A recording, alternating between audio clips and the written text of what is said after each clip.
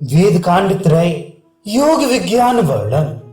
देवता गण बोले, हे जगन माता, हे वेद जननी, हे महायोगेश्वरों की ईश्वरी, आपकी चित कला का विज्ञान सुनकर हमारे दार्शनिक नेत्र एकाएक खुल गए हैं। अब हम आपको भीतर और बाहर देखने की इच्छा से वेद के कांड त्रय का दुर्गम विज्ञान और योग का दुर्लभ रहस्य सुनने की इच्छा करते हैं। योग किसको कहते हैं और वेद विज्ञान के साथ उसका क्या संबंध है, इसको विस्तार से वर्णन करके हमको कृतकृत्य कीजिए।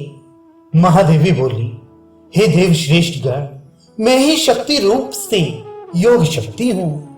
वह योग शक्ति त्रिवेद अधिकार भेद से कर्म, उपासना और ज्ञान कांड के अनुसार 3 प्रकार की है। सुकौशल पूर्ण कर्म को योग कहते हैं। ये कर्म कांड का लक्षण है। चित्त वृत्ति निरोध करने को योग कहते हैं। हे देवतागण, ये लक्षण सर्वथा उपासना कांड का जानो और अज्ञान जनित उपाधि को निशेष हटाकर जीवात्मा और परमात्मा को एकीकरण करने को योग कहते हैं। ये ज्ञान कांड का अद्भुत लक्षण है। हे देव श्रेष्ठ, इसी कारण इन तीनों कांडों के अनुसार मेरी धारणा भी 3 प्रकार की जानो। हे देव श्रेष्ठ, कर्म के तत्वदर्शी, मेरी पराभक्ति के अधिकारी कर्मयोगी गण जगत ही ब्रह्म है। मेरी ऐसी धारणा सर्वदा सर्वथा करते हैं। ब्रह्म ही जगत है, ऐसी धारणा से मेरी पराभक्ति में निष्णात योगी श्रेष्ठ महात्मा भक्तगण अहर्निश इस जगत में मुझे देखते हैं। मैं ही ब्रह्म हूं, ऐसी धारणा को जीवन मुक्त महापुरुष तब प्राप्त करने में समर्थ होते हैं जब ज्ञान योग से मेरे साथ तदाकार भाव को ग्रहण कर लेते हैं। जो प्रवृत्ति और निवृत्ति फल देने वाला कर्म योग है, हे देवतागण, वे 2 भागों में विभक्त है। दोनों ही अवस्थाएं कर्म योग के अंतर्गत हैं। एक सकामा शक्ति रूपी बीज से कर्म योग के द्वारा द्वंद्व मूलक नाशवान जगत रूपी अश्वत्थ वृक्ष उत्पन्न करता है, जो परिणामी होने पर भी अभ्युदय रूपी फल को देता है। दूसरा निष्काम भाव रूपी बीज से कर्म योग के द्वारा परमानंद भाव प्रकाशक अपरिणामी प्रबोध रूपी मधुर कल्प वृक्ष को उत्पन्न करता है। हे देवतागण, जिससे निश्रेयस रूपी अमृत फल की उत्पत्ति होती है। कर्म योग की इन 2 विभागों से निरंतर अभ्युदय और निश्रेयस रूपी 2 फल अवश्य प्रकट होते हैं। हे देवतागण, पुनः आप लोग मेरे हित की बात सुनो। मैं कर्मयोग की शक्ति में सर्वथा अनुसूत रहकर सकाम कर्म योगी को अभ्युदय और निष्काम कर्म योगी को निःश्रेयस अवश्य प्रदान करती हूँ। यही कर्म कांड योग की सनातनी उपनिषद है। हे देवतागण, प्रवृत्ति मूलक सकाम कर्म नाना अधिकार भेद के कारण अनेक शाखाओं से युक्त है। इसी कारण में समय समय पर पवित्र ऋषियों के अंतःकरण में प्रवेश करके त्रिगुणात्मक वेदों की अनेक शाखाओं में प्रकट करती हूँ। और इसी कारण हे देवतागण, मैं ही धर्म के अनेक संप्रदाय बनकर विभिन्न अधिकार के मनुष्यों को अभ्युदय प्रदान करती हूँ। व्यवसायित्मिका अर्थात निष्काम कर्म योग रूपा बुद्धि एक प्रकार की ही होती है, परंतु अव्यवसायियों अर्थात सकाम कर्मियों की बुद्धि बहु शाखाओं से युक्त अनंत होती है। इसलिए निवृत्ति मूलक निष्काम कर्म योग निसंदेह एक अद्वैत, निर्विकार, निर्भय और विकल्प रहित है। इसमें वासना की चंचलता कुछ भी नहीं है। इसमें अभिक्रम का नाश भी नहीं है और ना कोई प्रत्यवाय ही है। इस धर्म का थोड़ा भी अंश महाभय से रक्षा करता है। यद्यपि मैं प्रवृत्ति धर्म और निवृत्ति धर्म दोनों की प्रतिष्ठा की स्थान हो।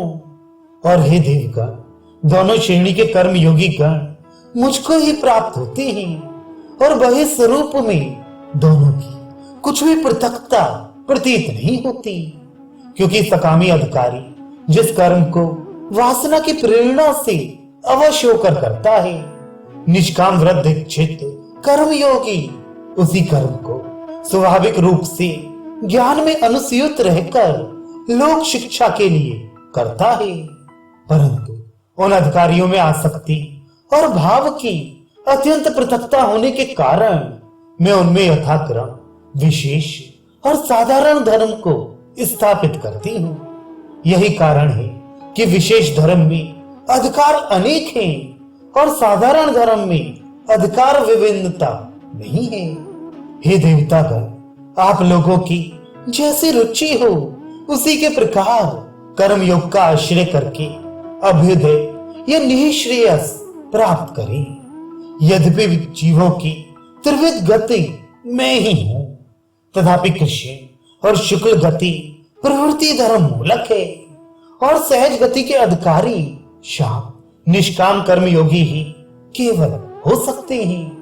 हे देवगण, मैं ही सुख और आनंद रूप से उपासकों को कर्म योग में निरंतर प्रवृत्त कराती हूँ। सुख को विषयानंद मूलक जानो और आनंद मेरा ही स्वरूप है, इसमें संदेह नहीं। मेरे उपासक योगी का जो मेरी विभूति और शक्तियों में ही मुग्ध रहती हैं, वे भी उदार हैं, परंतु जो मेरी विभूति और ऐसी शक्तियों की इच्छा न रखकर केवल मेरी ही प्राप्ति के लिए योग साधन नियमित करते हैं, वह निष्काम योग निष्ठ ज्ञानी मेरी आत्मा ही है।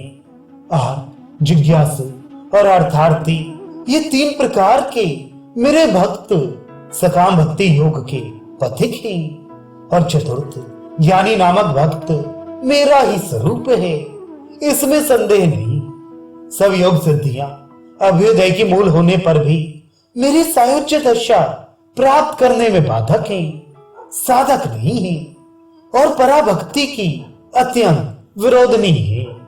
हे देव श्रेष्ठो, ऐसी सिद्धियों और विभिन्न शक्तियों को प्राप्त कराने में संयम कारण है और मुझको प्राप्त कराने में एक तत्वाभ्यास कारण है। हे देवगण, योग स्वरूपतः 8 अंगों में ही विभक्त है, यथा यम, नियम, आसन, प्राणायाम, प्रत्याहार, धारणा, ध्यान और समाधि। यही अष्टांग योग संयम और एक तत्व मूलक होकर 16 अंगों से पूर्ण होता है। हे देवतागण, योग के क्रिया सिद्धांश के 4 भेद हैं, यथा मंत्र योग, हठ योग, लय योग और राजयोग।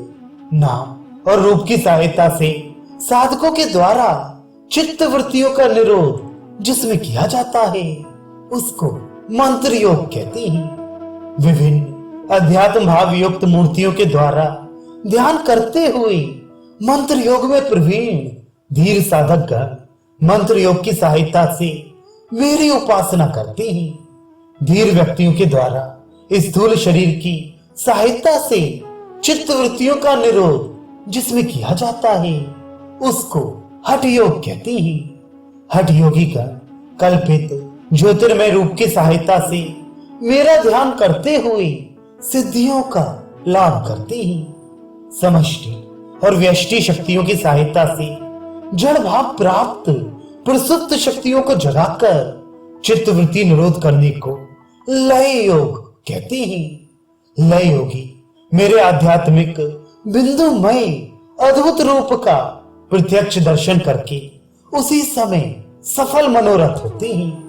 नित्य अनित्य वस्तु विवेक और त्रिगुण तथा त्रिभावों के सर्वदा विचार द्वारा हितकारिणी आध्यात्मिक शक्ति लाभ करते हुए श्रेष्ठ योगियों की चित्त वृत्तियों का निरोध स्वतः हो जाने को राजयोग कहते हैं, जो सब योगों में शिरोमणि है। मेरी पराभक्ति के अधिकारी राजयोगी ज्ञानी भक्तगण राजयोग की सहायता से मेरे अध्यात्म स्वरूप का साक्षात्कार करके अंत में मुझको प्राप्त होते हैं। हे देवतागण, यही उक्त 4 प्रकार की साधन शैली सदा मेरी उपासना की मूल भित्ति कही गई है। और हे श्रेष्ठ देवगण, इन चारों योगों की सब क्रियाएं ही अष्टांग योग मूलक हैं। ये चारों योग संयम और एक तत्व से संबंध युक्त प्रयोगों के विभेद से मेरी षोडश कलाओं को धारण कर सकते हैं। हे देव श्रेष्ठ, आप लोग इसमें कुछ आश्चर्य ना करें।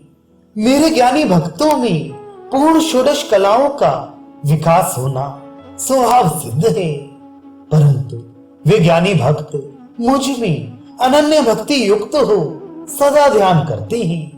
अतः वे सदा वासनाओं से रहित रहते हैं। वे मुझ में अनुरक्त मग्न चित्त मदगत प्राण मेरे ध्यान में तत्पर मतपरायण मुझ में ही अपना सर्वस्व अर्पित करने वाले और मुझ में ही अपनी बुद्धि लगाए हुए सर्वदा निर्मल चित्त होते हैं।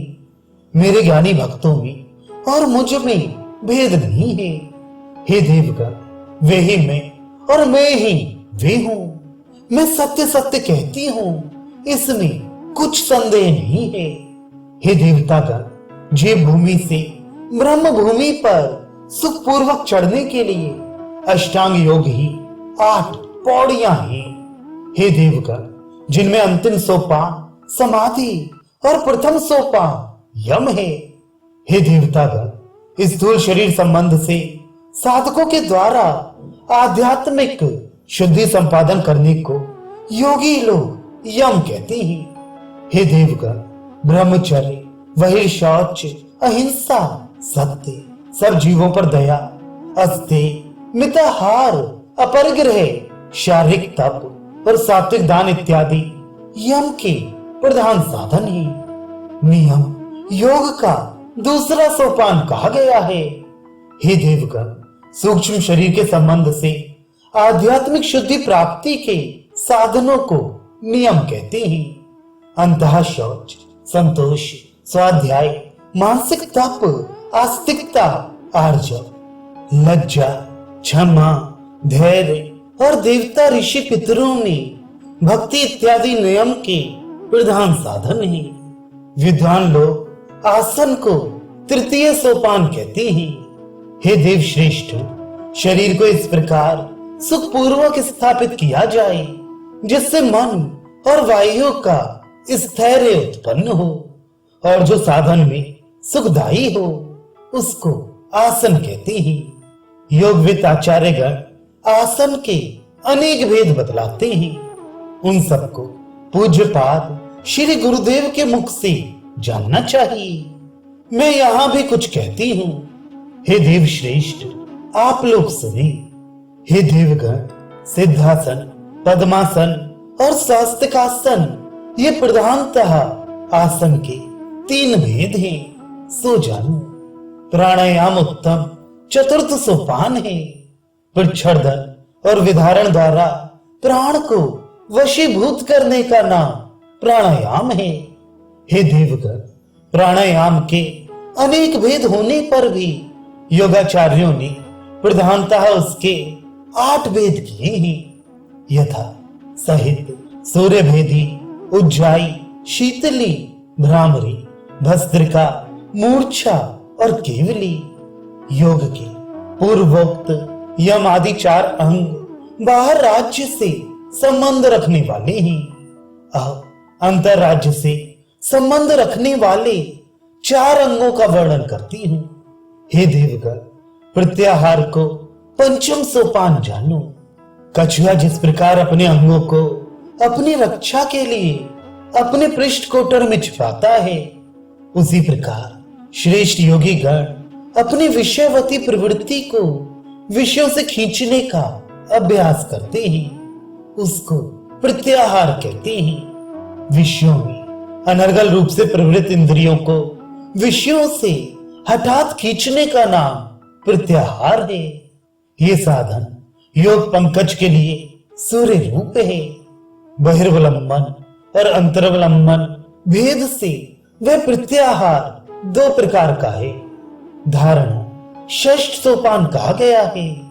जब योगी योग युक्त धृति द्वारा अपने अंतःकरण को अंतर्राज्य में संयम पूर्वक स्थापन करने का अभ्यास सम्यक्तया निरंतर करते हैं, उसको धारणा कहते हैं। वह योग की आधार स्वरूप है।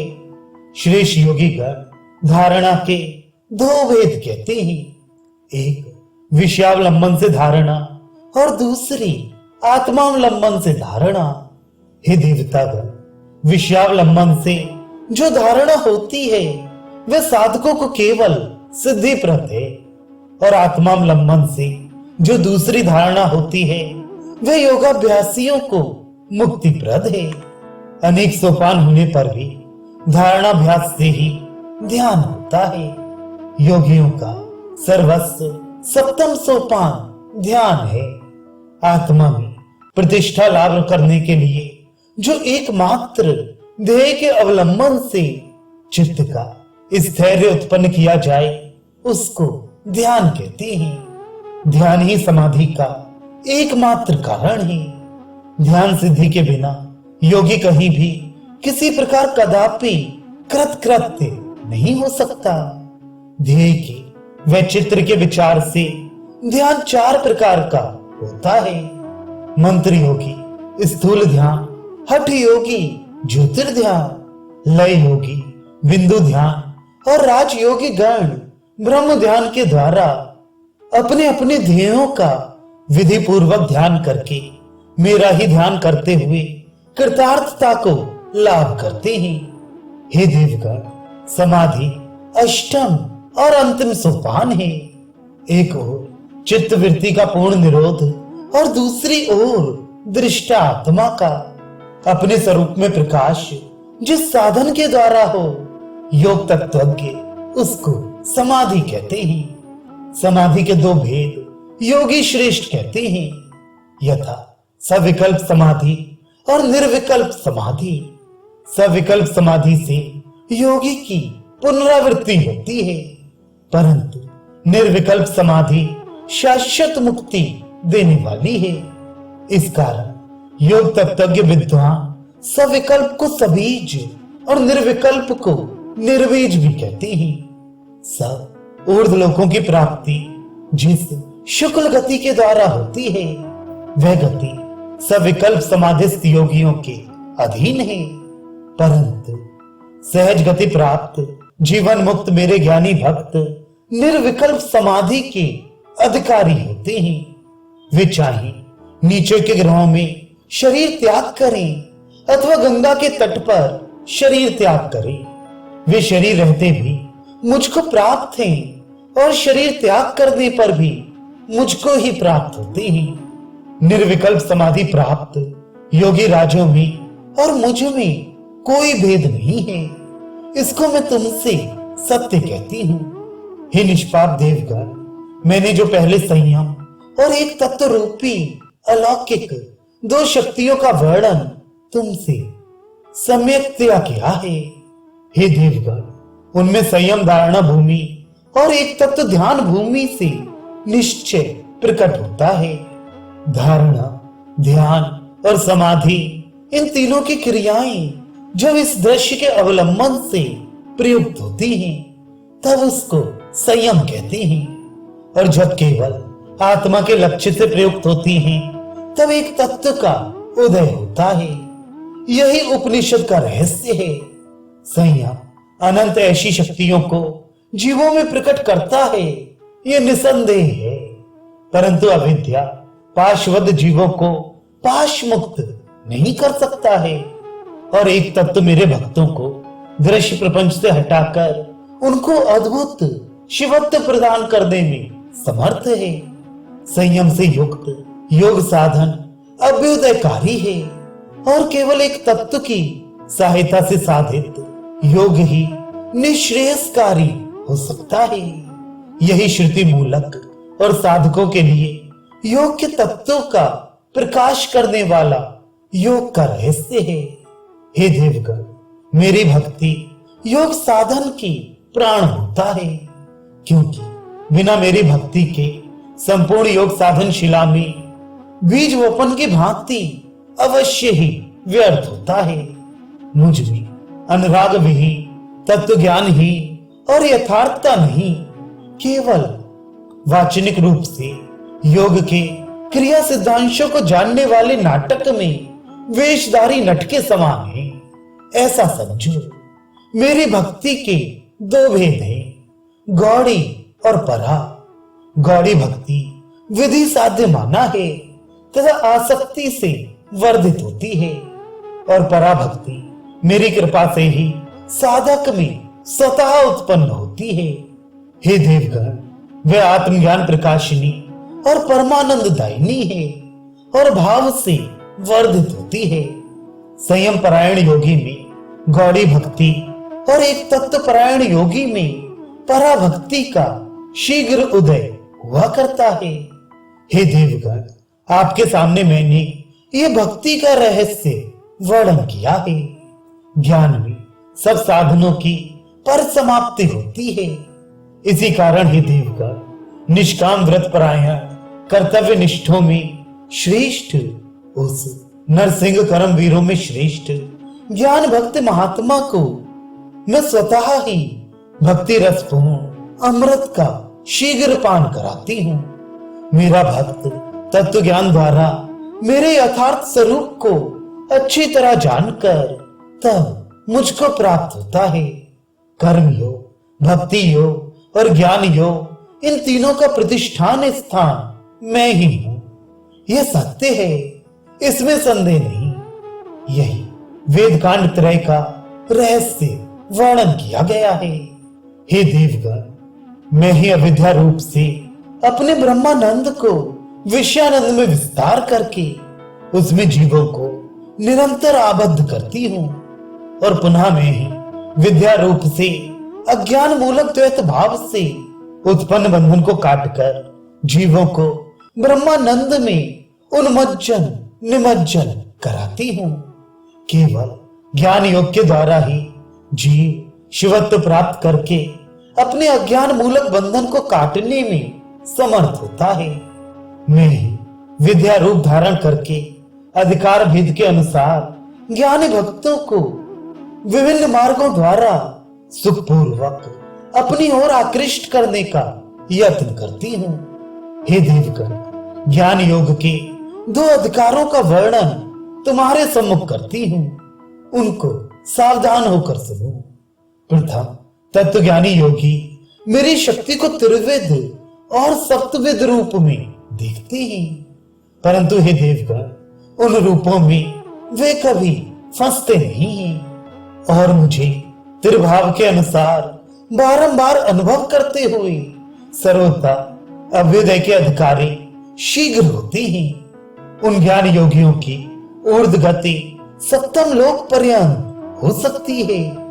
हे देव श्रेष्ठ, वहां से पुनरावृत्ति की आशंका होने पर भी उन भाग्यवानों का पतन भय असंभव है। शेष अधिकार के ज्ञान योगी मेरे सच्चिदानंदमय अखंड निर्मल विभु सदा पूर्ण निर्विकार और अद्वितीय स्वरूप का दर्शन करके उसी में साक्षात रूप से लय होकर निःश्रेयस को प्राप्त होते हैं। विद्वान इन्हीं दो दशाओं को यथाक्रम परोक्ष अनुभूति और अपरोक्ष अनुभूति भी उच्च स्वर से कहते हैं। मैंने यह वैदिक कांड त्रय योग का रहस्य वर्णन किया है।